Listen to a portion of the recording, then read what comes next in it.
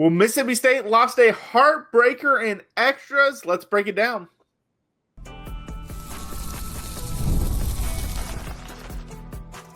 You are Locked On Mississippi State, your daily podcast on the Mississippi State Bulldogs, part of the Locked On Podcast Network, your team every day. Thanks for making Locked On Mississippi State your first listen every single day. Part of the Locked On Podcast Network, your team every day. Today's episode is brought to you by FanDuel. Right now, new customers can get $250 in bonus bets when your first $5 bet wins. Go to FanDuel.com. My name is Jaron Spore. I'm a national college football writer for Athlon Sports. That's Landon. We are Locked On Mississippi State. Today, we're going to talk about some baseball. We also obviously lost to Ole Miss in extras last night. And then we're going to preview the NFL draft. And then we're going to end the show with our bold prediction for the NFL draft. It could be Mississippi State related. It might not be. So make sure to stay tuned for the end of that. But let's start with baseball. We were going to make this a complete NFL draft show, but we decided that was too good of a game.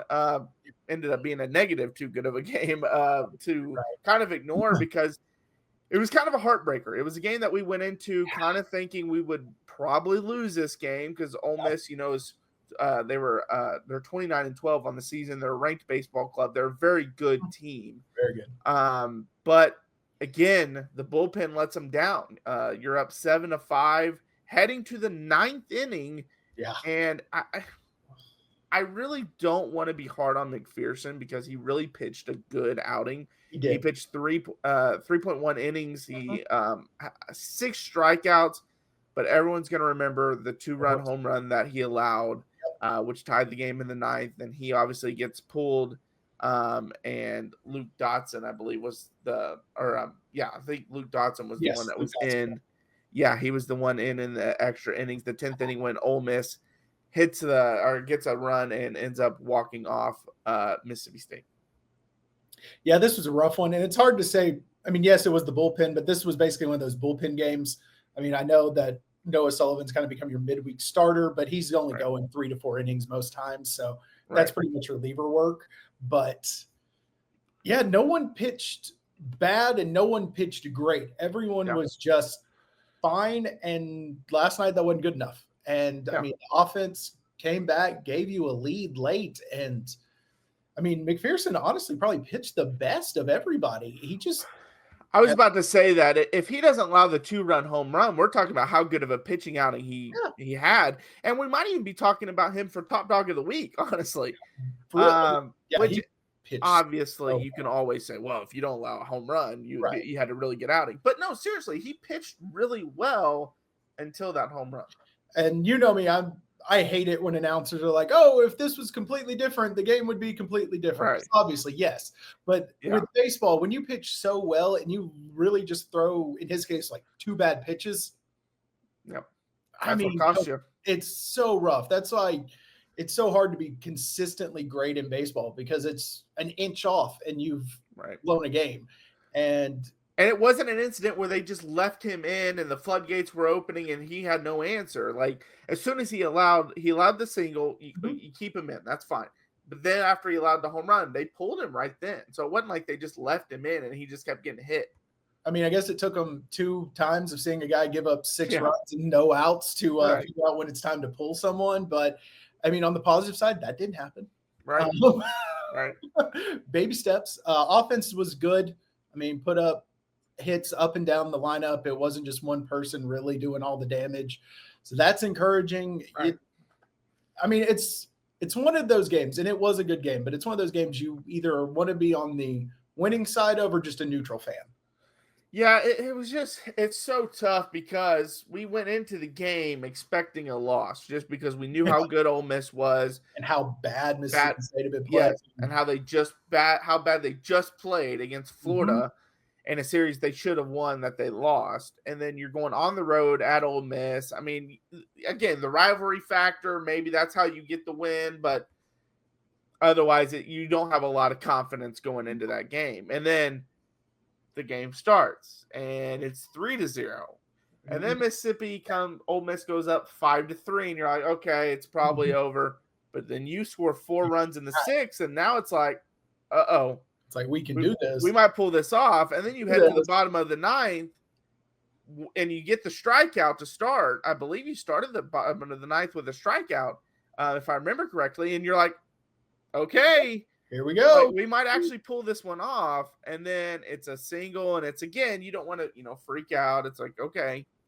One pitch and you're out of it, roll a double play. Like, yeah, you're fine. Like, it's not a big deal, but then the home run happens, and then obviously you get back-to-back outs to end the inning and make it to extras, but it's just a brutal loss. It's a brutal loss, and I don't know, it just saps any momentum that was left in this team. Right. I mean, they played 8 and a half great innings. I mean, honestly, not great, but at that point, you're like, yeah, 5-3 or 7-5 win, I'll take that. Yeah. Every day. And you're feeling pretty good going forward, thinking, well, maybe there is a little bit of juice left in this team. Maybe we can keep building. And then one pitch takes all of that away. I mean, you still had a chance to win, but with how this team has been playing, when that home run cleared the fence, I was like, this is over. Yeah. Well, and this team has had an issue of regaining its strength after getting knocked down. Yes. They've had that issue all year. You punch them in the mouth, and they're a team that stays on the mat, unfortunately. And, part of that is coaching also. But they just don't seem to handle adversity well. But on the flip side, Ole Miss is a very good baseball team, and it was at home for them. So, I mean, you can kind of understand why Mississippi State wasn't able to overcome it because of that aspect. But you would have liked to see them maybe score and put the pressure on in the 10th inning. And if Ole Miss ends up walking you off, still they walk you off. But yeah, but and that's not what ended up happening. I mean, it's just it's frustrating because you really loved the way they played in this game, and it's a game that we should be proud of, even though it was a loss. But because of how the last 2 innings ended, it's just heartbreaking. Yeah, and it's one that's hard to really get down on the team about, because it's kind of like what we talked about with the softball team. You just got beat by a better team. Yeah, it sucks to say that Ole Miss is the better team, but in this season they are. You played them tight, and you came very close to beating them. It sucks it ended that way. Right. You're now lost 3 of the last 4, and you're going to play the number 11 team in the nation over the weekend. Yeah. Yeah, I don't know. I think it's about time. I mean, I know a lot of people have already written off this team, and it's hard to keep spinning forward some positivity at this point. Yeah, it really is. And you have a series with Ole Miss later on, and that one will be in Starkville, so that's at least nice. But, yeah, I mean, if you want to salvage this season at all, you got to win 2 out of 3 against Auburn. Sweep, yeah. And it's on the road, and it's a red-hot Auburn team. I don't know. It's hard to be able to have any kind of optimism heading into this weekend. If you would have won the game against Ole Miss, you would have had some optimism. Not saying you would have won the series, because Auburn is playing really good baseball right now, but you could have at least been like, all right, you have something to hang your hat on going. Maybe it happens. Or you lose. You if you beat Ole Miss, maybe if you lose 2 out of 3 versus Auburn, you're still in a good spot. But now, if you get swept, your postseason chances are probably done, and they might be done already. But you're definitely done if you get swept. Yeah, and at this point going forward, I know we have a lot of people. We've done it. A lot of people here listening to us are on board with calling for Lamonis's job. Yeah. I mean, at this point, it's almost like, do you want to win and him save his job? Like, you start thinking about that as a fan. Do you even want to win games? Obviously, I still think we could all agree we'd like to win those games against Ole Miss. I was about to say, can we lose all the other ones and then he gets fired, but we still beat Ole Miss? We want to win those, but the rest of them, it's kind of like, if we win these, he has something that he can claim as an achievement. So maybe we want to drop a few more games and make sure he doesn't come back next year. Yeah, because one of the positives, and we talked about it in this previous series, again, this game, they had 1 error. They were a cleaner team this game. They've been cleaner the last few games, but it's not really resulting in wins like it should. Whoever the infield coach is, keep him around. Yeah, he's figured it out. He's improved the team. So. Adjustments. Good job, man. Yeah. But, All right, well, coming up next, the NFL draft is later tonight, and we've got to talk about some Mississippi State draft prospects. Do any of them have a chance to get drafted? We'll tell you the latest we're hearing. That's coming up. Well, the NBA playoffs are almost here. Actually, they're already underway, and FanDuel is giving new customers an incredible way to get in on the action. Right now, when you join FanDuel and place your first $5 bet, you'll get $250 in bonus bets if your bet wins. I love how FanDuel makes betting so easy, whether it's picking my favorite team or diving into player props, from three-pointers to steals to assists. FanDuel has so many ways to bet your favorite player props. Plus, after the game tips off, you can even combine live prop bets into a same-game parlay for a chance to win big. If you're a betting person, you might want to throw a lot of money on anytime the Thunder play Memphis, any kind of bet, because they're dominating that series right now. But don't miss out. Head to FanDuel.com and claim your $250 in bonus bets today. All right, well, thanks for making Locked On Mississippi State your first listen every single day. Part of the Locked On Podcast Network, your team every day. All right, so one of our favorite days of the year, the NFL draft is here. It's exciting. Probably not going to see a lot of action. Actually, you're not going to see a lot of action in terms of Mississippi State as far as it goes for today. But I saw some interesting stats about Mississippi State and some of the players heading into this. And this is from the Clarion Ledger, so I want to give them props. But Pro Football Focus does a 349-person big board. Not one MSU player is ranked on it. And remember, there's only 257 selection in this year's draft. So no player is ranked on that. If no player is selected, it would be the first time since 2009 that Mississippi State doesn't have an NFL draft pick. And also, no players were invited to the NFL Scouting Combine. That was for the first time since at least 1999. So those are two things that aren't good. But some positives. ESPN 600-player big board. It has 2 Mississippi State players on it. That is Ethan Miner, and I always butcher his last name, but Kelly Arkarari. Those are the only 2 on the big board. And then NFL.com's prospect database only lists linebacker Stone Blanton on it, which he has a 5.68 grade, which the NFL defines as a candidate for bottom of roster or practice squad. And if you watched our podcast, 2 weeks ago, that was kind of what we talked about. We thought Stone has a really good chance of making a roster, but probably no one gets drafted. If anyone does, it's a 7th round draft pick, and that's just because who's to say at that point? I mean, even the teams are just throwing darts. They're just hoping for something to hit. So you never know what's going to happen on day 3. But I mean, of those guys, I think Stowe Blanton has the best shot at. He might not make a roster rookie year practice squad guy. Eventually he'll get on there, I think, and maybe he carves out a role for himself. He just, linebackers, we mentioned this. Right. Linebackers team are frequently the majority of special teams. There's a lot of them on there. That's where a lot of these guys who aren't first, second, third round draft picks start, is on the special teams. So he gets in a building, makes friends with that special teams coach, and shows up on those plays. Maybe he sticks around for a while. I think he's got the best shot of really carving out something of the guys who are eligible. Yeah, and it was some crazy stats there, like I mentioned. Like, you would not have thought that no combine player since 1999. I mean, that's where Mississippi State is right now as a program. You go 2-10, that's what you get. And not having a player drafted would also be a major disappointment. The Athletic did rank each position and did list 10 players on them. I think the highest rated player at their position was Miner. He was the number 25 center. Yeah. That's a lot. And this is a weak center class. It is. I've been listening to something recently about that. There's very few centers with high round grade. So that doesn't speak well to his chances of making a roster.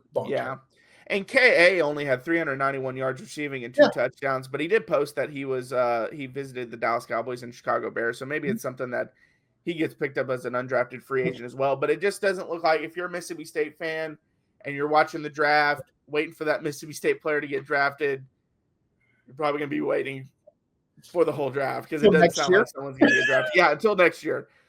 So The only one you might see is if a former player is one of the ones announcing a pick on day 2. Right. So my suggestion, don't plan your weekend around someone getting drafted. If you're doing something around the house on Saturday, because it's not going to happen the first 2 days, throw something on. Throw it on in the background while you're doing something around the house, and maybe you'll hear someone get their name called. Actually, at that point, a lot of the names get called during commercials. Across the bottom of the screen. Yeah. So I wouldn't plan your weekend around it. But it'll be interesting to see who gets picked up. Right. I mean, I always plan my weekend around the NFL draft. Oh, I do too. I don't luckily, care. my girlfriend is on board with it. So yeah, I watch every pick pretty much. So I'm excited for that to get underway. That gets underway at 7:00 later tonight, and then I believe it's at 6:30 Friday, and then usually like noon or something on Saturday. Yeah. Yes. Yeah. So unfortunately, it seems like we're gonna kind of set some history, some bad history. That hasn't happened in almost 2 decades. Yeah, that's rough. But hey, like we said, there's plenty of undrafted free agents and even a few 7th round picks that end up making great NFL careers. So all you gotta do is get in the building. Yeah, and one team, it takes one team to like you. You get into the building, you work hard, you make your name on the practice squad or the special teams or whatever. We talked about that a couple weeks ago. Just get on a roster and you can make a team. And there's tons of success stories of players that started on the practice squad or started on as undrafted free agents who made teams, made rosters. My go-to example is Romo. I mean, that man was on the practice squad for like 3 years, and then look at him now, super high paid broadcaster. Exactly. And I think last time I went all Denver Broncos because I went Shannon Sharp, Terrell Davis. What is Zach Braun from the Eagles was practice squad forever. And then Miles Austin, a practice squad guy too. Yeah. So I mean, there's tons of players that have had that route and became, starters or just contributors. They don't have to be a starter. Guys who just pop off for 2 or 3 years and get that second contract. That life-changing money, and then they don't have the 10-year career you remember, but they popped up for 3 or 4 years and made enough money to take care of themselves and their family, and that's something to be proud of. Yeah, no, for sure, and that's what could happen from some of these guys, and you're hoping for the best. I love Stone; he was one of my favorite players to watch last year, and so I really hope he gets a shot somewhere. And so that's who I'll be. Obviously, I'm rooting for all of them to get a shot, but I'm really rooting for Stone because I think he's a guy that just he deserves it. I just want to see it. And I don't know if he will. And also, linebackers are one of those positions that mentality can keep you around too. You're going to have a couple old school coaches that just want that. Once the guy that wants to go hit somebody. Mm-hmm. And if you do that, that's another way to stay on. My thing is, if you have 125 tackles in the SEC, you're doing something right. Yeah, some teams got to pick you up. At worst case, undrafted free agent. Maybe I'm hoping he might be able to sneak into that 7th round, and we can kind of eat our words on no player getting drafted. Really, I would love that. But but the fact that sneaking into the 7th round is like best case scenario, it's kind of bleak. But I do love the NFL draft. I'm still going to watch. Yeah, I'll watch all of day 1 and 2. Day 3, it becomes a little more.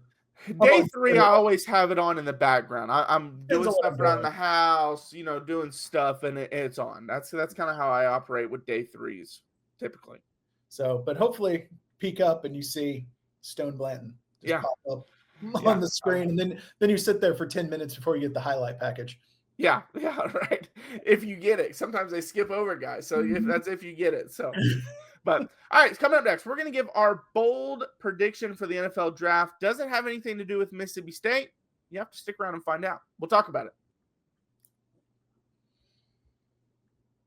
Did you know your Fire TV is also an Xbox? Turn any TV into your gaming and entertainment hub with Fire TV Stick 4K devices. No console required. Just grab your paired controller, subscribe, or sign in to Xbox Game Pass Ultimate with EA Play included, and you're ready to play. Dive into hundreds of premium titles from EA Sports College Football 25 to Call of Duty Black Ops 6 and Avowed. As easy as you stream your favorite shows, it's gaming made simple, and it's all on your Fire TV. Endless entertainment with 4K streaming. Watch more than 1.5 million movies and TV episodes from your favorite subscribed services like Netflix, Prime Video, Disney Plus, Max, and more. I mean, that's normally how I spend my weekends when the NFL draft isn't on. Affordable and portable gaming. Play high-quality Xbox games at a fraction of the cost of a console. Already have a console? A Fire TV Stick 4K device is more affordable and easier to travel with, allowing you to take yours or your kids' games wherever you plug in. And that's something I am going to be looking into. Now, hosts with hardcore gaming experience can share their experience and how Fire TV 4K Stick can be a game changer. So head over to Amazon.com/Fire TV Locked On to get started. Xbox Game Pass Ultimate subscription and compatible controller required. Available on select devices, including Fire TV Stick 4K second generation, Fire TV Stick 4K Max first and second generation, and Fire TV Cube third generation. All right, well, thanks for making Locked On Mississippi State your first listen every single day, part of the Locked On Podcast Network, your team every day. All right, Landon, what's your bold prediction? So you pretty much guessed mine earlier when we were kind of batting this idea around. Yeah. And I mean, everyone has been talking for pretty much this entire draft cycle about Shedeur Sanders and how he's probably, going to be the second quarterback off the board, top 10, top 15 pick. My bold prediction, he's not the second quarterback taken. All right. I actually will not be surprised if he's the fourth quarterback taken. Okay. Yeah. I like that one, which means he's probably a second-round pick because That was actually my other bold prediction. 4 QBs going round 1. 4 in round 1. Okay. Yeah. Well, so I'm assuming one of those is Jalen Milroe because my bold prediction. Okay. My bold prediction is someone's going to be dumb enough and take Jalen Milroe in the first round. Actually, I'm not going to go. I don't. That's too bold. I'll go first 2 rounds because I really don't think he should be picked before the fourth round. But I think he's going to go in the first 2 rounds. And I didn't really buy into him going that high. I didn't either. But then it was the invite to the draft for the first round that caught my eye because they usually don't do that if they don't think you have a chance. In the last couple of years, they have been inviting a couple more people, so they have someone there day 2 since that's become a little bit more right. And sometimes it's a guy that's like a fringe day 1, early day 2. So like I believe who was it? Was it Will Levis that came day 1? But then he was like the first pick in the second round, so like he was right there with those guys. And that's why I think they think Milroe is kind of like, and I don't see it. I don't understand it. Freak athlete. I think athletically, this might be a hot take also. This might be another bold take. I think athletically, he is the best athlete at the quarterback position ever because I think he's got the speeds, maybe not as fast as Lamar, but very similar. But I think he's got the power like a Jalen Hurts type thing. So I think he's the best athlete, but he's not a good decision maker, and he's not a bad thrower either. He's not like Anthony Richardson. Anthony Richardson coming out, I was like, I don't see it in terms of passing. No. Like I see it in terms of like I see the idea. Yeah, I see the idea, but I don't see the passing mechanics and accuracy. Milroe will show flashes where it's like, okay, I see where some people like him in terms of that they think they can develop the accuracy. But I will say my one issue with this is I felt like the team that would take him in the first and second round is the Steelers. But the more I've looked at it, it seems like every mock I've seen has them taking Sanders. So if they take Sanders, I don't know the team for Milroe at that point. See, I was listening to some people talk about Milroe about a week ago, and they said one of the reasons they think he may be getting pushed up some boards a little bit from that third, fourth round to that second, third round is because of that speed and power that someone's looking and going, well, if 2 years down the road we realize this guy can't be a quarterback, we drafted a pretty good running back. And so people could be seeing it that way, which could boost his draft stock. And I actually think that, I think Jackson Dart's the second quarterback off the board. I think the Saints at 9 are taking him because he fits a lot. I actually agree with that. With the quarterback Kellen Moore likes, he would fit into that. I do agree with that. I think is very high for him, but I do too. I could see them trade back. I could see them trade back too for him. Yeah. And I actually think Tyler Shuck, I'm not going to be surprised if that man sneaks in the first round. I think Dart fits the Saints more. Yes. Sanders, I think, does fit the Steelers. I do see that. I can see that. And the receivers they got with George Pickens, obviously traded for DK Metcalf. Yeah, I can see it. And I think what would be best for him, honestly, is if they would sign Aaron Rodgers. And I don't think that's best for anybody but Aaron Rodgers. Well, I'm not saying he will develop behind Aaron Rodgers in terms of Rodgers will help him develop, but I think him sitting a year would help him. I do too, but I think he needs to sit behind literally everyone else. That's why after thinking about it for a second, I could see the Giants taking Milroe because they do have Russell Wilson. They do have Jameis Winston, so you don't have to have him. Tommy DeVito. Right. And I'm not saying take him with the third pick. I'm saying in the second round or something. Or as a Cowboys fan, I'm saying take him with the third pick. Yeah, right. But I think someone's going to be dumb enough to take him in the first 2 rounds, and I just don't see it. I don't see it. I mean, he's a turnover machine. He's not into it. They're going to talk themselves into it. They're going to overthink it, and it's going to be one of those that they're like, man, if he hits his potential, we hit a home run. And I just signed a lifetime contract here. But he's not. If he does it, I'm out of a job in 2 years. And that was the same thought process with Anthony Richardson. If he hit his potential, that person just got a lifetime contract. But now that we look and see he's not going to make it. Yeah. So we'll see what happens. But all right, well, thanks for making Locked On Mississippi State your first listen today. For your second listen, check out the Portal Show. Brian Smith has the latest rumors, portal entries, and signings. Be the most informed fan on the rapid changes to the college football landscape. Find The Portal on YouTube or wherever you listen to podcasts.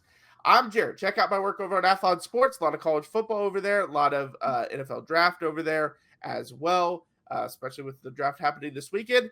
That's Landon. Make sure to follow us, Locked On Mississippi State, on YouTube, Twitter, all of our social media, Instagram, TikTok. We're posting videos there all the time. So check out that. And until next time, Hail State.